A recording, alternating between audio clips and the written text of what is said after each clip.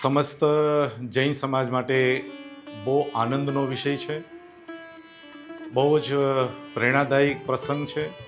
7 જૂનથી પ્રારંભ થવા જઈ રહ્યો છે અમદાવાદ પાલડી ક્ષેત્રે, અને જાણીને આનંદ થશે કે ભક્તામર સ્તોત્ર મારું તમારું સૌનું પ્રિય એવું આદિનાથ દાદાનું સ્તોત્ર માનતુંગ આચાર્યથી રચેલું, એના જાપ થાય છે, એના મંત્રો ઉચ્ચાર થાય છે, એનું હિલિંગ થાય છે।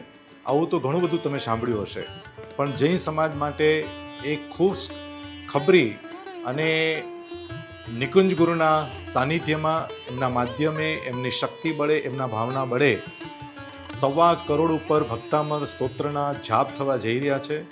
નિઃશુલ્ક ₹1 ત્યાં આગળ તમારે ભરપાઈ કરવાની નથી, માત્ર આવવાનું છે, જાપ કરવાના છે, શાંતિનો અનુભવ કરવાનો છે। તમારા અંદરમાં રહેલી જે પણ મનોકામના હશે એ પૂર્ણ થશે તેવા વિશ્વાસ સાથે જૈન શાસનની સેવા માટે, બીમારી હશે તો બીમારી દૂર થશે, ડિપ્રેશન હશે તો ડિપ્રેશન દૂર થશે, કારણ કે ભક્તામર સ્તોત્રની તાકાત છે।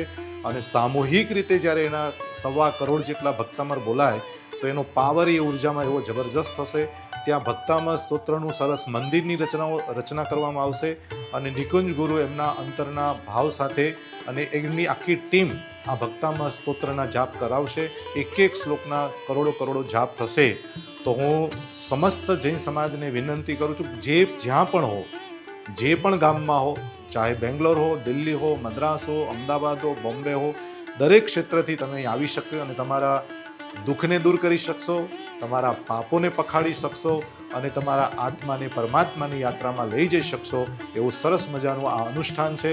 તે સાહેબ તરફથી બધાને આમંત્રણ આપું છું કે નિકુંજ ગુરુના આ ભક્તામરના આયોજનની અંદરમાં આપ જોડાજો। અને આ સુંદર મજાનો કળશ છે, જેમાં યંત્રો, વાસ્કેપો અને એવા પવિત્ર વસ્તુઓ મૂકી છે કે જેના દ્વારા એક સુંદર ઉર્જા પેદા થાય અને જૈન શાસન ઉજ્જવળ બને, મહાવીરનો જયનાદ થાય અને આદિનાથ ભગવાનનો રણકાર દરેકના હૃદયની અંદરમાં પ્રાગટ થાય। અને અંતે એટલું કહીશ, તમ્માન તુંગ મમ શાસમુપૈતિ લક્ષ્મી, અને અંતે હું અને તમે આપણે બધા જ મોક્ષની શાશ્વતી લક્ષ્મી પ્રાપ્ત કરીએ, એવી તેજ સાહેબ તરફથી બધાને મંગલ પ્રાર્થના। અવશ્ય આવજો, આ અવસર ચૂકશો નહીં। જય જિનેન્દ્ર।